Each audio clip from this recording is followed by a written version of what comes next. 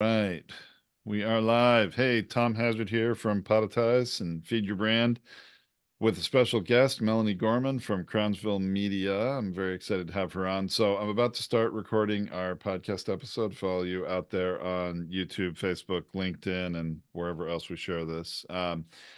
And I'm very excited to do this, but also just to remind everyone, so Tracy is on jury duty. She got put in the jury on a trial that's an 8-week trial, or they're expecting to be. Oh, I know it's horrible, and boy, she's not happy about it. But anyway, as I was preparing for recording this episode, I realized, hey, I've got the ideal special guest expert to come join me. So I think we'll just get right to it. All right. Hey everyone, welcome to Feed Your Brand. I'm Tom Hazard, your host. Today I have with me a special guest, Melanie Gorman from Crownsville Media, LLC, I believe. Yeah. And Melanie's been on the show before, and I decided this was an ideal episode to have her back as a special guest expert. And let me set this up first, is that Tracy and I recorded an episode 6 years ago next month that was called The Best and Worst Podcast Websites. Ended up being a very popular episode and an even more popular blog post on our website. And we were, you know, thinking about that. Melanie, you and I, when we had a episode, you were a guest on a couple months ago, we talked about that particular blog post in reference in that episode. And Tracy and I realized afterwards, gosh, that was almost 6 years ago. We probably should do an update. So, just a side note, all you podcasters listening, 6 years ago, recorded a podcast that was very popular. And because it's been 6 years, it's time for an update. You should make a mental note and could do that for some of your past episodes too. Technology changes, times change, the economy changes.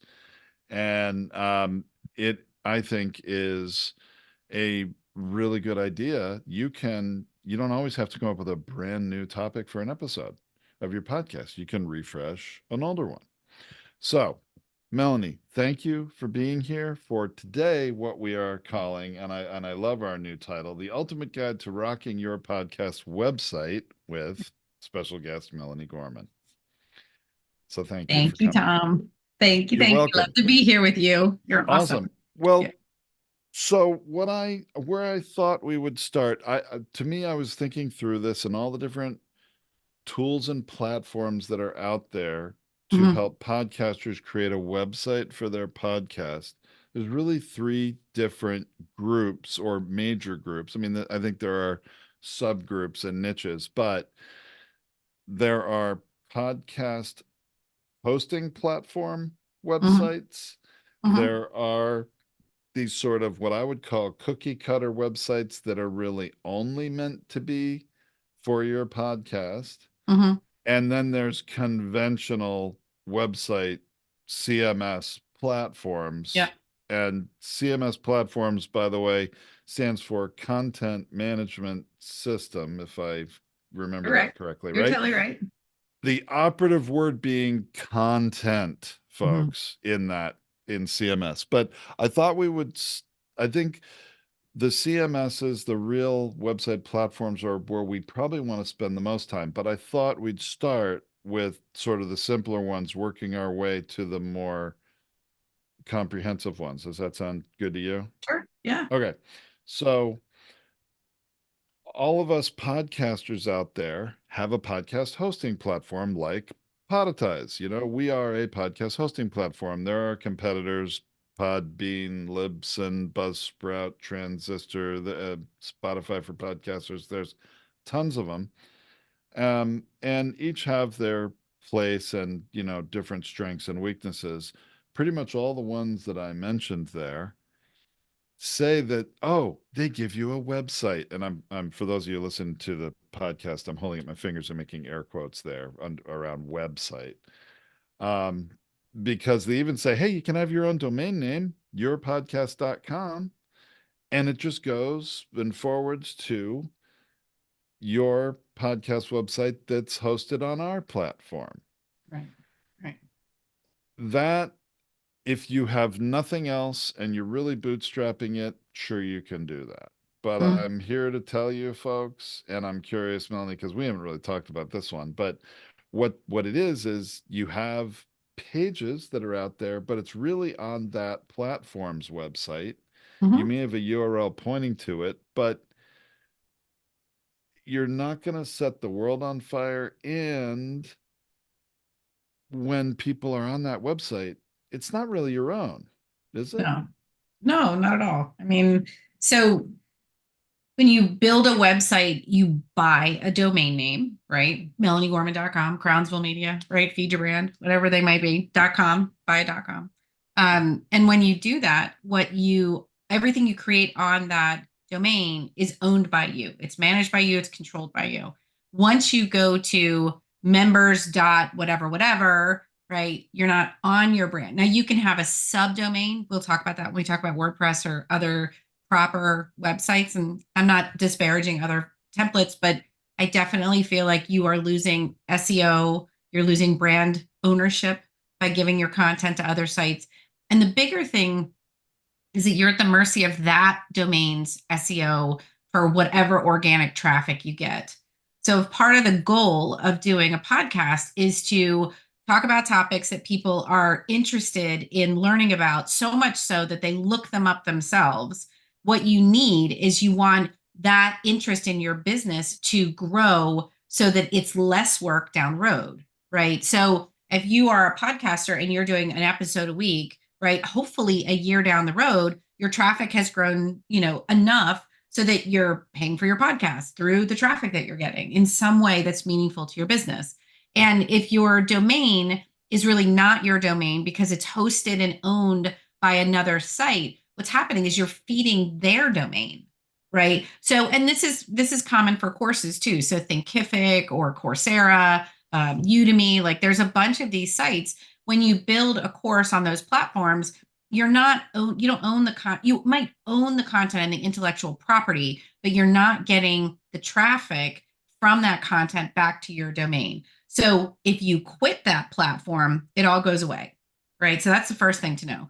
And if you want to change domain names, you can't take any of that traffic with you, and you haven't built it for yourself. So the value of podcasting and writing blogs and doing all that kind of content production over time is that you're insulating your brand so that when you take your vacation every year or you go to jury duty, right, your business doesn't fall apart.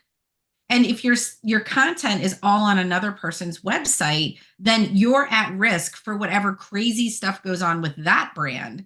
And further, you don't own it. So it's always challenging, and you're always trying to optimize. Like I do SEO, and I'm always trying to teach people you are optimizing within the other platform. So if they're already known for the topic because some podcaster before you did it, you'll never be on the first page of search. If every podcast there is about automotive and you're about photography, you'll never grow, right? So there's all of these nuances there. But the bottom line is if you're on a subdomain of another brand, you're dependent on the quality of their website, the quality of their traffic, and the topics that they talk about so that you can grow. And that means you're always going to be spending money marketing, right? You're not going to get those extra benefits that you get when you own the content and you're working it from an SEO perspective. So it's not great. So from a digital authority perspective, Mm-hmm. and I often refer to, the SEO value, the keyword rankings and traffic you get from that as equity you build in your Yeah. own website. You're actually building equity in their website, aren't you? Yes, you All are. right. So now, and you can have your own domain name. That is true, and you can forward it into their pages, but it gets complicated. But if you don't do that, if you notice, like I'll give you an example. Like if you're on Libsyn, and it was Feed Your Brand, your website initially is feedyourbrand.libsyn.com. You're Yeah. creating a subdomain under their Yeah. domain name for your show, right? Yeah. And everything online is based on reputation. So if Libsyn is known for Libsyn's a directory. So it's no different than like Psychology Today or Wikipedia or the dictionary. And so everything sort of is it's a small subset of the whole, but you won't get, these sites are known as being directories. So they can rank for things like best podcast or, best podcasters under 20 or whatever, but they're not necessarily going to rank for your core keyword. So you just have to, like, if you're going to go that direction, and what you said at the beginning, I think is fair. Like, if you're bootstrapping it and that's your only option, what you want to think about when you get into those relationships is how do you exit them? How do you exit them with your content? How do you take all the pages that you've already built, all the words, all the good stuff that you spent time and money building? How do you take it with you? And what's involved in doing that? Because, you'll end up spending a ton of money to save content, but you're going to start from scratch. But if you have to do it that way, you need an exit plan. And if you have an exit plan, you can bootstrap and then exit when you're ready and then move to the next tier. The next level. Yeah. Well, Yeah. so to that point too, what these websites from the podcast hosting platforms do is basically you publish an episode of your podcast, and the only pages that are generated on that website are automatically generated from that same information you've published, your podcast title, your podcast Yep. description, and an audio player to play it. Right. That's all they do. You can't build other pages. It's very automatic and cookie cutter. Mhm. And that content, it's not enough No. in-depth content to move the needle and get attention with Google anyway.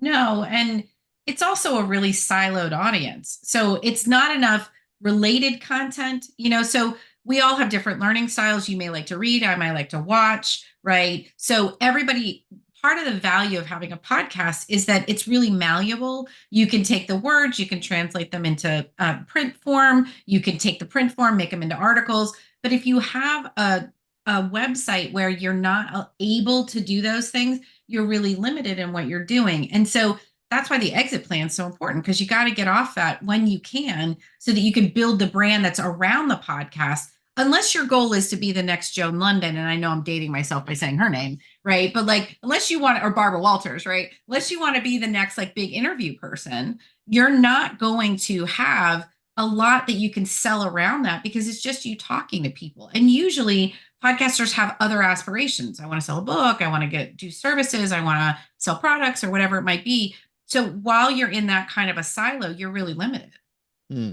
All right. Well, Yeah. let's go to the next level up from the podcast platform websites or web pages, which actually, before I do that, I should say at Podetize, we do not provide such pages because we don't believe it's in your best interest as the podcaster. I know some people will think, oh, well, Podetize doesn't have web pages, so somehow we're inferior to the others. I would respectfully disagree with that kind of comment, that Yeah. we are acting in your best interest, and that is you really should have your own website for your You really podcast. should. So, all right, having said that, so let's go to, there are what I would call the middle range is these, I think technically they would, maybe you could call them a CMS, but it's very limited cookie cutter. These are podcast specific, and I would say podcast only websites. And Mm-hmm. I'm going to share a few names. Podpage is one of them.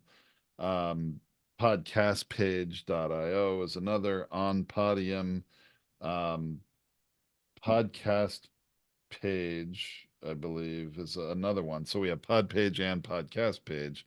Mm-hmm. Talk about brand confusion between them. Podcast websites is another one, Mm-hmm. where these are platforms that truly you do have your own website, Mm-hmm. but it is meant to be really just one step above. It's truly your own website on a server that's hosted somewhere. So you own it and you have your own domain name that Mm-hmm. populates there. It could be feedyourbrand.com or whatever, but it's meant to be automatic and connected to your podcast RSS feed, which is Yeah. how your podcasts are distributed. And so Yeah. the website is designed to read the RSS feed Mm-hmm. regularly at minimum every day, and it probably really does it every hour of every day, looking for new content. And when a new one's published, it creates a whole new landing page for that episode. But Mm. again, it's meant to be easy and automatic. It's just displaying the same information that's in the listening apps, but on a web page. Yeah. And so to some degree, minimally, that's going to get you further than the first version, right? Because websites need to have a certain amount of information on them to build authority in the podcaster or the business owner. So homepage, about page, contact page, service pages, like all that sort of stuff. And if these platforms, if the value of them is that they then allow you to have those landing pages and then you can have your podcast and it spits out a version of it, what you have to watch for with that is duplicated content. Now, duplicated content on Google is a total misnomer, right? Like this is like, so I'm just going to like bust a myth here for a second. You can absolutely have duplicated content, right? You're not going to get penalized. Google's not going to kick you out of the off the team, right? You could still be in the index, right? If you have duplicate content. The problem is Google gets confused. So anybody that's ever heard me speak, this is something I say a lot. And one of my mentors coined this phrase, right? And it is Google is a child. So you want to think about Google like a child. So if you say to your kid, you can have these strawberries or these strawberries or these strawberries, the kid's going to pick strawberries. So we got that, right? But are they the best or the freshest or the organic or the sweet ones or the sour ones? What are they, right? There are rules within Google for how many pages from a domain that it will index for a particular keyword. So if you have 10 pages on your podcast all about strawberries, it's going to pick two, right? Now, will they be the best two? I don't know. Will they be the worst? I don't know. Will they be one good, one bad? Maybe. The problem is you have no control over what Google picks because once your pages are indexed and they start climbing in search and they start getting traffic, if you've got too much competing content, we call that cannibalized content, right? So cannibalization is when you're competing with yourself and you're pushing something down because it's missing diversity. And certain things are the same. So it's great that it spits out the pages. You don't have to do that process. You don't have to think about it. You don't have to build it, right? But the problem is if too much of it is common content versus original content for that page, Google will get confused.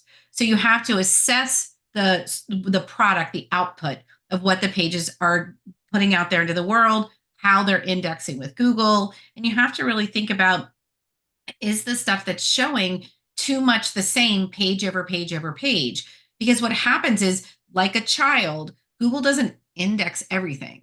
Google indexes what it sees gets traffic. So a lot of people think, oh, well, it's here and it's going to show up in Google. Here's a little trick I'll teach everybody. If you want to know what of your website indexes, which means it's available to people in search, you use the word site. So SITE, a colon, no space, and then your domain, right? So for me, it would be site colon crownsvillemedia.com, right? That's what I would put. And what you will get as a result is the number of pages from your website that are indexed. And chances are, if you have a problem with this, you have fewer pages indexed than you have in your inventory. That's how you know right off the bat that this kind of solution doesn't work for you. So it's tricky. Every one of those has to be looked at independently to figure out if they can do what you want them to do. And absolutely no guarantee. Absolutely no guarantee. Right. Okay. Yeah. Well, so that's actually eliminating. Great tip. Thank you so much for the site colon your domain. Yeah. Um, Now, the other thing about these mid-tier platforms is they're really meant to do just one thing, Right. all about the podcast.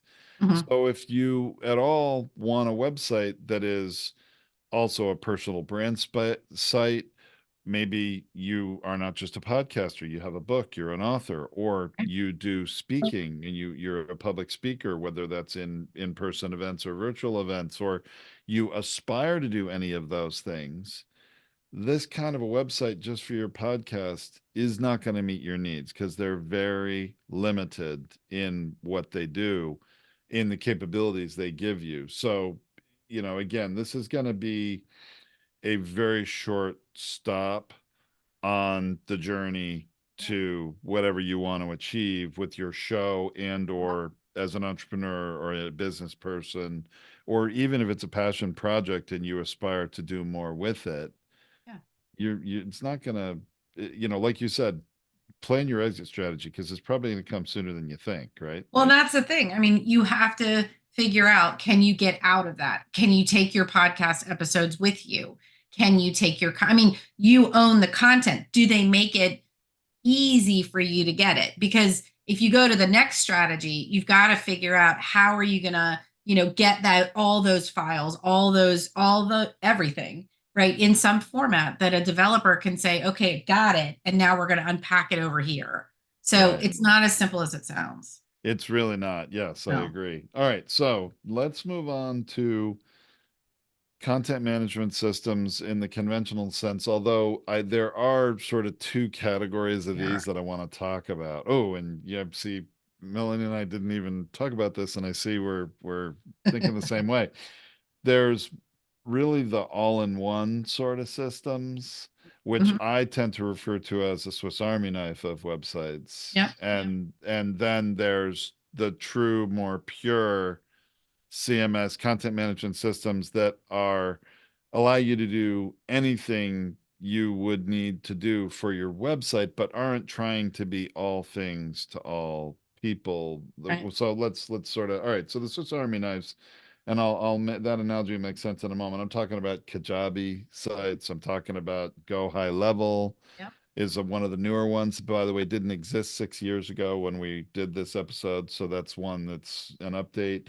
Another one called Marketing Madness, which is a close cousin to Go High Level, or Mhm. you have platforms like Shopify. Yep. What are there any others, Melanie, you would put in this Wix, category? Weebly. Oh, or you would, were they really all in like Kajabi that's trying to do everything for you? They do that too? Yeah. Yeah. Yeah. Yeah. Yeah. So the Wix and Weebly sites, I mean, so part of what sets these sites apart, like just at a basic level, is are you buying hosting or are you getting hosting? Right. So that is a fundamental, like with most of the sites, all the sites you just named, it is all inclusive, right? So everyone has to be investigated, but by and large, they're inclusive. And what that means is think about the analogy I use is like think about your where you live.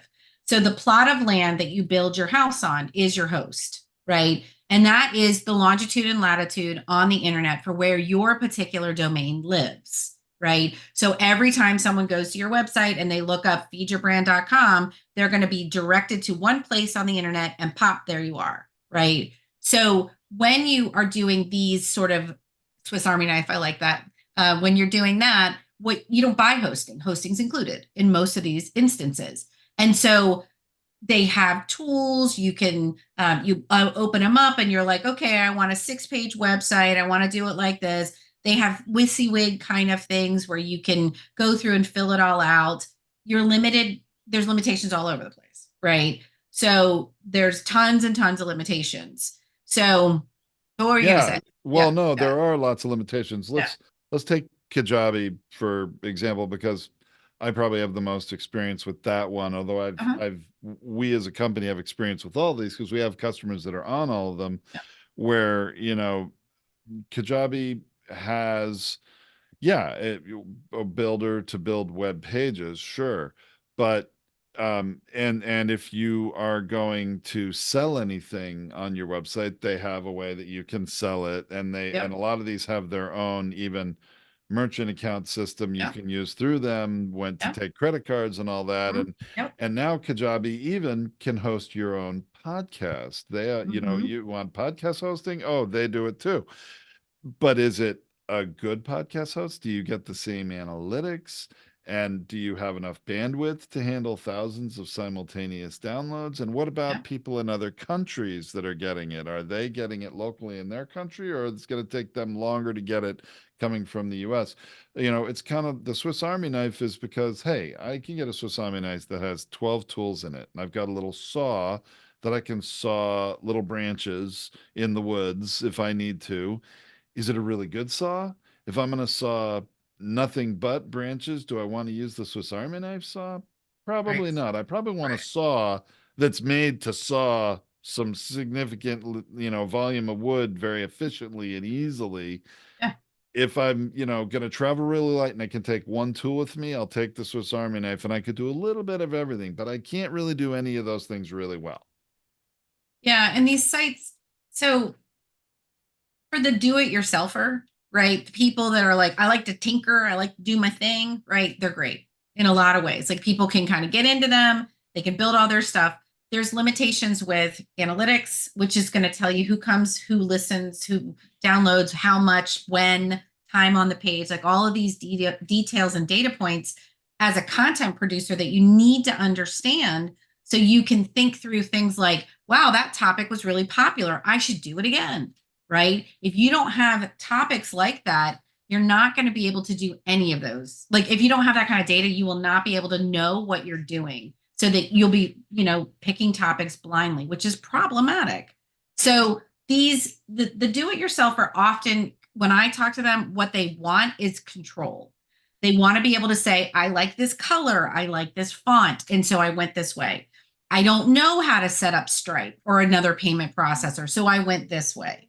What people don't often understand is that what you get in the beginning by doing this easy process yourself, you lose in SEO, organic traffic, ownership. So it's got some of the same problems. And a lot of people end up moving over to what we're going to talk about next, which is like the WordPresses of the world. And they end up moving over because you have the flexibility. It's a little bit like, do you want to build your Legos using a kit or do you want to be creative with it? Right. And sit down and go, I've got all these Legos. What do I want to do with it? All the Legos freaks people out sometimes because they're like, man, there's too many options. That's why you need someone to help you strategize and think through it so they can take all of the possibilities away, but they hear your vision and they're able to understand, I really want something that's unique and different. So that's the fundamental difference is if you want a lot of information about what's going on, you have to know the analytics and what these sites offer and get past the idea that it's super easy and frankly less expensive at times in the very beginning to jump on a Kajabi site. Now I'll tell you this, I had a client literally 2 hours ago who emailed me because she was getting a bid to do a Kajabi, like she wanted a funnel, right? So Kajabi also does that kind of stuff too. Right. Landing pages, funnel Yeah. pages, a lot of these all-in-one Swiss Army knife ones have that kind of function available. Yeah. Guarantee you it's not quite as good as if you were going to use ClickFunnels or something Not at like all, that, right? right? And the bid for her to do this was 3 grand. So I mean, it's not so part of what happens is when you get into these systems and you're like, okay, I'm using the Swiss Army knife. Well, you can't get away from using the Swiss Army knife, right? And so the prices creep up. So when you're thinking about your business, the due diligence you have to do is to say, this is where I am today. Today, I'm starting a podcast. I want a brand. I'm a this, I'm a that, I'm a whatever. And I need a basic website. Where are you going to be in 2 years, 3 years, 4 years? Right? Because you can expect if you do your job right, you're going to have listeners, you're going to have people that want your stuff, you're going to have people that want you to expand, and your creativity is going to expand. And you need landing pages and sales opportunities that can do that for you. And if she had something different as opposed to Kajabi right now, it wouldn't be a $3,000 upgrade. It would be $1,000 upgrade or a $1,500 upgrade, which is a heck of a lot different. So just be thoughtful. It might be cheaper today, but it's not necessarily cheaper in the long run. That's a great point. Another Yeah. example, and I'm curious at where you put Squarespace in Yeah. the camp of all-in-one or not, but I'll give you an example that we encounter a lot. We Yeah. do have customers with Squarespace sites, and we're doing production for them and creating the blogs, but we also have productize our own players, like for not only your track player, which every host does, has a track Yeah. player or a big window player for all your episodes. And what we learned is, well, some of our customers that started on Squarespace because it's easy for them to do, like you Yeah. said, what you see is what you get, the colors, Yeah. the fonts, all that. But when they go to install our player, which is an embed code, an Mhm. iframe embed code, usually, although we have a script also, but in order to put that embed code in, we discovered, oh, your Squarespace website account doesn't allow you to put in raw HTML embed codes. Yeah. You had to upgrade to a higher level of Squarespace. Then it opens up, okay, now you can choose a raw HTML sort of Mhm. module to put Yeah. onto a page and then put your embed code. So you have to pay them more in order to do certain things. So a different level of limitation, at least you could do it. Yeah. But you got into this thinking, hey, I can do this really cheaply. And then guess what? Not quite as cheap as you hoped. No, I think Squarespace falls in the same camp with the Wix and the Weebly's and the Kajabis of the world. Um, Squarespace is arguably the most beautiful of them all, right? When somebody's really visually drawn, right? They're like, it has to, that vibe has to be there. One of the things that Squarespace has done so well is it's allowed people to create storefronts, sell products with beautiful pictures and all that good stuff really easily. But it wasn't until like 2, 3 years ago that they even started doing SEO. Like I worked on Squarespace websites 5, 7 years ago, and you would put the page title in. So the page title, if you don't know, is the blue links when you go to Google. So you're at Google, you're doing a search. Every blue link you see from a website is arguably a page title or supposed to be. And you would put the page title in and it would appear on the page, right? Because they would double dip with the fields. So that kind of, oh, let's make it. I mean, I'm a huge believer in like if you do it once, it should work 10 times. Like I'm a big believer in that, or you should be able to use it 10 different ways. But that just fundamentally doesn't work so well. And they're doing better with SEO. You can get pages to rank on Squarespace now more easily than you used to, but it's also a host. So I built a website for a client, this is like a year and a half ago, and we had to get her off Squarespace because these sites also let you buy domains. So instead of going to Right. the GoDaddies of the world, you can go to Squarespace or Wix or Weebly and you can say, great, I want to buy this domain and I want to have my email with it and I want to do my player and I want to do this. I want to do all of it. And the problem is when you try to detangle yourself from it, there's all of these little things. And email is something people don't think about. Like they're like, oh, I'm on whatever website and my email's set up through it. And then you migrate them to their new site and they're like, but my email doesn't work. Right. Because all of these things are connected. And so the value of WYSIWYG and the value of the Swiss Army knife is lost when you have to spend a lot more to get all of these details untethered from each other. So, and people are where they are. So there's systems to untether people. But if you have the opportunity, what we're going to talk about next, in my professional opinion, is where you want to be.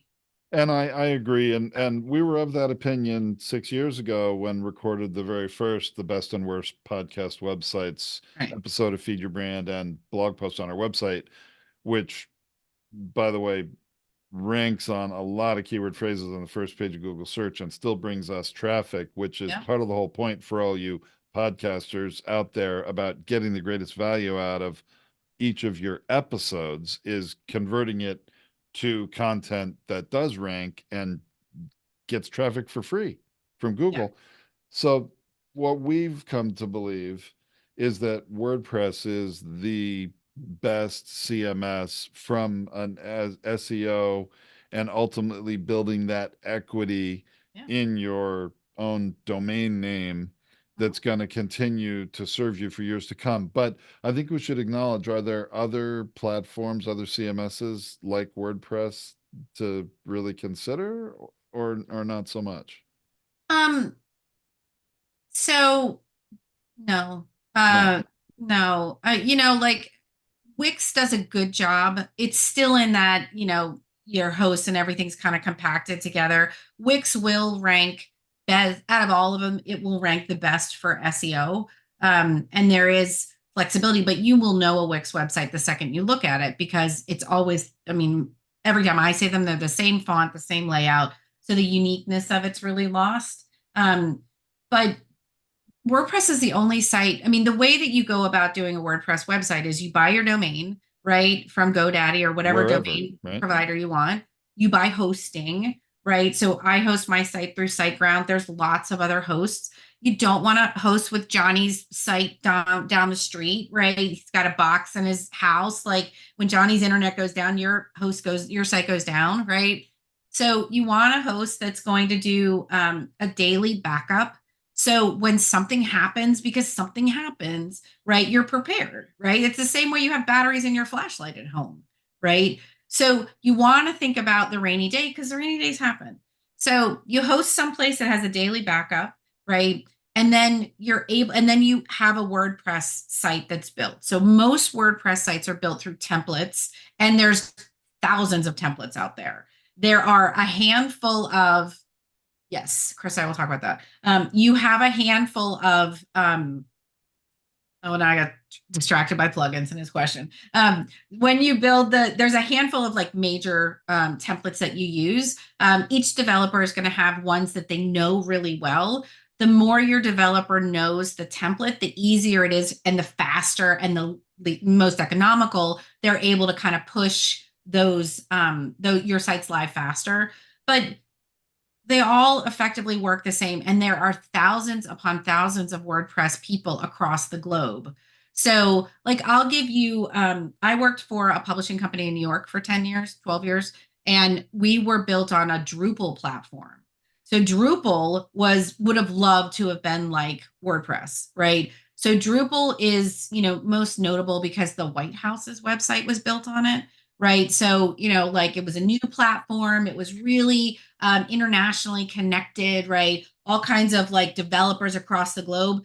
And then there was a big shortage of developers and everything slogged to a halt, right? Now, that may not be where they are today, but when you're thinking about your website, you need to have someone that you can say, you learn it yourself if you're a do-it-yourselfer, because it isn't that hard, I'll be honest, right? And if you want someone to update stuff for you, you can find people super economically to do it. And they can do everything. And it connects with everything. So there's plugins. Plugins are like, when you build a PowerPoint and you're like, put it in this theme, right? So I want everything to be this, have this look and feel. Plugins do different thematic things to your website. So they will give you, connections to, like I use Aweber for my email list, right? I'm connected to Aweber through a plugin. If you use MailChimp or Constant Contact, same stuff applies. So most, plugins are feature sets that will do different things for you. And there's some plugins everybody needs. This is kind of going down the rabbit hole. So we'll talk a little bit more about that later. But plugins allow you to make your website a little different and function with all of these different processes you need so that your website does what you want it to do. So someone signs up for your mailing list, you get a copy of that email in your Constant Contact account. Somebody, and then they get an email with their free gift, right? So WordPress does all of that. Yeah. Yeah, that's very true. Yeah, WordPress, I mean, it is a structure, a system for building a website. What Yes. I love about it, well, first of all, the most important thing to me is functionality, and that it is, and I always say this, and you can correct me if you think I'm wrong, Melanie, but I always say it's really the most in alignment with Google It that I is. have experienced, Yeah. so that what you're going to create in a website is already in the right condition for Google to read it and understand it, and Yeah. there's sort of no roadblocks in the way of that. So that to me functionally is very important. But let's just say aesthetically, there are, as you said, thousands and thousands of different themes, I Yeah. think they're referred to as, for how a website will look. And then aside from that, there are different builders. And what the builders are is a user interface for creating the pages, editing the pages. And there are lots of them. Some of them are easier to use that are a little more visual. Yeah. What you see is what you get, and others that are more basic, where you're just typing in all of the content and it doesn't look at all like it is, and you have to preview the page to see what it looks like. But whether you want something that is, your brain works better if you're editing the environment while you're looking at how it looks, you can do that. If your brain Yeah. works a little differently and you don't necessarily need that, then it may be a little easier for you to do things. But regardless, Mhm. um, what I also love about WordPress is it's really a platform that there are, even, I believe, hundreds of thousands of different plugins. And just to Oh, give you yeah. an example, let's say you sales funnels are a big part of your need. You can have a ClickFunnels account and you can build your funnel pages there, but there's also a plugin that integrates ClickFunnels with your WordPress site. You can actually create the funnel pages within your WordPress site, and you have all the functionality of ClickFunnels, but each of those funnel pages is actually a page within your domain name of your website. Right. So it really gives you the best of all worlds. And so this is what I tell people too, especially new podcasters that need a website and don't have one. You Mhm. can start with a very simple 3-page website, a podcast landing page, an about page, and a contact page. I mean, there's certain Mhm. things every website needs to have. I Right. guess you need to technically have a terms and conditions page too, but you have, in order to meet Google's requirements for trust, which you have to build before you're going to rank on anything. You can have a very simple website that it's just those few landing pages and a blog I'm going to highly recommend, with a unique landing page, a blog page for every episode. Some of you may not do that initially, but I do highly recommend it. Yeah. But then a WordPress site, when you're ready to add this function or that function, or you got to have a course you're going to now have available, you're going to sell people, or you're going to have a book, or you're going to start to sell services and actually do commerce through your website, whatever it is your future needs are, Yeah. you don't have to throw out the old WordPress website to do it. You Yeah. can modify it, add on to it, Yeah. right? Yeah. There's a ton of things with that. Like, so starting at the beginning, Google reads WordPress the best. You're 100% right, right? So because the way that your pages are laid out and the way that you write your content, you can direct Google through your heading tags and through your links. Like, you really have a lot of control over what you're doing. And you can check it, of course, to make sure it's all working, but it indexes faster. Like, all of these things that are really critical to your business work faster with WordPress. um I think of it like having a lemon seed in a straw, right? So if there's something blocking Google from being able to like get the content, it just doesn't get the content. And you can check, when you build your website, you'll have posts and pages, right? Pages are your landing pages, posts are your articles, and your articles are not necessarily like blog articles. They can be, obviously, but they can also be like, here's an introduction to this podcast, here's an episode, here's the player. Like, you can embed YouTube videos in them. You can do a million different things with it that allow people, based on their different learning styles, to read or listen or watch what it is that you want to say. And Google, frankly, rewards multimedia content. So there's a lot of pluses and upsides with that. So Which as you're thinking, yeah, it's a which big is deal. which is Yeah. why we recommend every podcaster, because many of us are recording video and putting it on YouTube for episodes too. We embed those YouTube videos on those landing pages. Yeah. And this is kind of old school too, but I often describe the ideal episode landing page to new customers of ours, as looking like a magazine page on your website, with images that are, relevant images Yeah. throughout the text, embed at least one video. It could be your whole episode video. It could be shorts that you've created for Snippet. YouTube Yeah. shorts, or Yeah. for Yeah. social sharing. Book images of book covers, if you mention a book with a link to the book to buy it on Amazon or whatever, or if it's your own book, you buy it through your site. But you want this multimedia page, because that is the kind of content Google wants to serve people when they search on any topic Yeah. that Yeah. they're looking Google for. wants Google wants comprehensive content too, right? So, And long form, right? Not just well, it, not yeah, short. so here's the deal with long form content, right? So, putting on my SEO hat for a second. So when somebody says they go to the internet, so your ideal experience with your website, you have two different kinds of customers. You have people that know you, they want to hear everything you say, they subscribe to your podcast, they think you're awesome, they're going to listen to everything you say.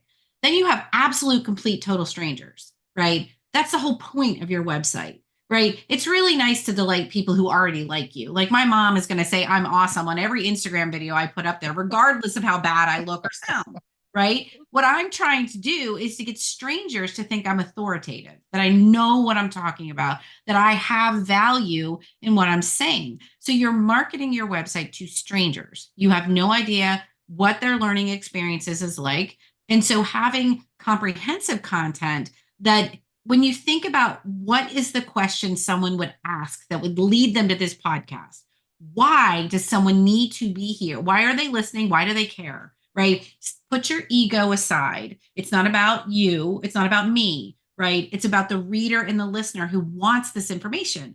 So, what is it that they want to know? That's what you need to say, right? So, within Google, like, know, and trust in all sales experiences is still the same. We're still the same people we always were.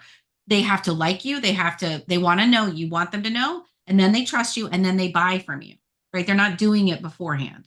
So if you're going to, if you imagine what the question is they're going to ask, the content needs to answer the questions. So it has to be comprehensive, because what you need to avoid is someone going to Google and saying, how do I start a podcast? Getting to your landing page, reading it, and going, hitting the back button, which is fine so far, but then asking the same question. If they ask the same question, you've failed them, right? If they Wow. go back to Google and they go, okay, how do I start a new podcast about making pierogies? Right? Okay, that's different. That's great. Now Google goes, oh, I didn't give you the right answer, or I didn't give you that answer. So, and especially in the age of AI, where Google is working and Bing are work, like all of these sites are working to give people with some sort of like magic anticipation what it is that they really want. The human being is still the same, right? We get an answer. If it's satisfied, we ask the next question. We are having a conversation with Google. We're not just going one and done, right? Now, you may do one and done when you get restaurant directions, right? But by and large, if you're investigating something, which fundamentally does not happen on Instagram, it does not happen on Facebook, it happens on YouTube, and it happens on Google. When you are doing serious topics and you're talking about something that has substance to it, where people are trying to figure something out, you need long form content that answers the question fully, right? And then when that customer hits the back button, they're asking a different question because you've answered it. That is how you build authority in the eyes of Google. And then your pages go up, and it's a spread. So you're going to start saying, I want to rank for creating pierogies, but eventually it's going to be potato pierogies. And do you want applesauce with it? And what about sour cream? And are Pennsylvania pierogies better than Maryland pierogies? Your website should expand as you get spend time develop being a content creator. So you will get trust and you will get more, right? And let me tell you one more thing.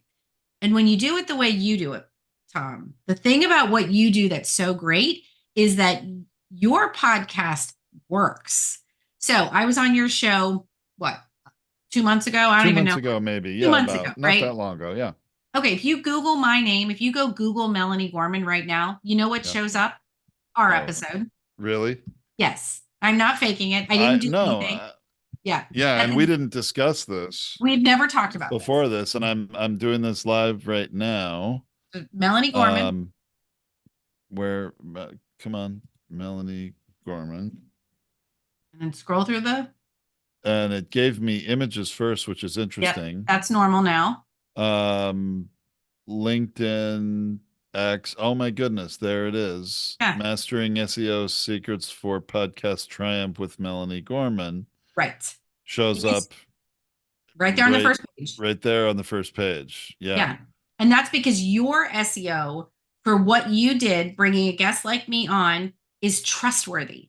Hmm. And Google knows it, right? And I'm trustworthy because of my reputation. So together, it's a match made in heaven. So when you're thinking about your guests and you're thinking about the right people to bring on, that's the experience you want to create for people. And listen, you have no hand in that. Google decided that. I didn't do anything. You didn't do anything. Google Well, decided that but we did put out quality content though, over is the time. thing. Yeah, over time. And I don't wanna let us be done here without I wanna emphasize something that you said, because I think you're 100% right that when people are looking for asking a question, they're asking it in Google or they're asking it in YouTube. Now, Yep. I would also argue, because this is a podcast show after all, and while these days video casts are very much synonymous with Mhm. podcasts, not only in term, but I think in practice. I mean, for at Podetize, I think about 75% of our podcasters are recording and putting out their content as video as well as audio. Now, I love the audio content myself. I'm Yep. doing my getting my kids lunch ready this morning and doing some dishes in the kitchen, and I'm listening to Up First through my, Alexa smart speaker, but it was Yeah, a yeah. podcast that I'm Yep. listening to audio only, right? I believe in the audio only platform, and I think all of us podcasters do. Uh-huh. And I would argue that podcast listeners, people who prefer audio first, are going to search in their podcast app asking those questions. The unfortunate thing about the podcast apps and ecosystem is they're not the best search engines. They're actually pretty lousy search engines. That's And why you they need the will content with them. That's why you need the Yes. blog Yes. content, Yes. right? Because Yes. they're only searching through the titles and descriptions of the shows and the episodes, and the way to display. Let me change that term. The show, yeah, no, the shows and the episodes. I said that right. Okay, the listening apps are designed to give you results of shows first. Yeah. And so they're only searching through the titles and the descriptions of your show listing. Even though you have all these episodes with a lot of different titles and descriptions, they're so far below the fold, hardly anybody scrolls down to look at them. Right. So people are going to find you more, I would say, through Google first, YouTube second, and podcast search in the listening apps maybe third. Yeah. But that's why, yes, you need the magazine style page, episode landing page on Yep. your website Yep. in order to cast the widest net possible for you to be found. And my listeners are probably tired of me saying this over many episodes over the years, but it's so true. And I geek out on this stuff because it's just that important. Well, it is. I mean, you really want to share this brilliance that you have with people who want it. And people are going to look. My husband is like, we don't watch the news anymore as a family. Like, we gave it up a while ago. But on YouTube, he found sources of news information that he really likes, and he vetted and he appreciates what they say. And he's like, both sides of everything. And, like, he needed to curate his own, like, the voice he wanted to hear around him. Like, and we all have our own echo chambers that we're living in based on how we live and what we do. But people are curious. Like, as we've become less trusting of everything that's pushed at us, people are hunting for things that they can learn. And so you need to be where people are looking, right? And so if you're doing the podcast, the translation into a blog is pretty easy, right? So, and you want that to be done in a way that your consumers are able to go, this is fantastic. And then you can do a million things with it. Like, you have that long form content. You can have somebody on your team make it into carousels that you put out on Instagram, or there's so many things you can do with it. So, Absolutely. yeah. Absolutely. Wow. Wonderful. Well, so really our point today is really, yes, I mean, my point as a podcaster is to have this be kind of an update related to, rocking your podcast website here, the best and worst of the platforms. I think, we have a pretty clear opinion, you and me, that WordPress is the best platform for your podcast website, or really any website, to be honest. Yeah. But there are other options to choose depending on where you are in your podcasting journey or your entrepreneurial journey, your business Right. journey, whatever your personal journey is. Yeah. Maybe there is a step on the way to having a full-fledged website that's going to be in your best interest, but just understand the benefits and the consequences, right, of Yeah. of stopping on one of those those rest stops on the journey here. Um, I would argue, and I think you shared the same opinion, you're probably better off going right for WordPress and doing that, as long as there's no financial obstacle or, I guess, logistical obstacle Yeah. or workflow obstacle in your way. And if there is, start with what you can, And have an but exit plan. have an exit plan. Yeah, Yeah, understand where you really need to be long term. that's right. And then, hopefully one of these many resources we've mentioned will help you. And as always, listeners, we have a blog post for this episode at podcastersunited.org is the official home for them. They're also on podetize.com, but we definitely have a lot of resources for you at podcastersunited.org, and official home for the show. That blog post will have the link to every one of these platforms that we've mentioned today. So you can use that as a resource, but you're going to have to do your own homework, weigh the options based on your needs, and then make the decision that's right for you. And that's great too. But I agree with Melanie 100%. And I want to thank you, Melanie, so much You're for welcome. coming on, sharing this time with me and providing your insights, because it's not the same as what we talked about. We just barely scratched the surface of this in that last episode, which ding, ding, ding, podcasters ranks on the first page of Google search for Melanie's name, which is awesome for us.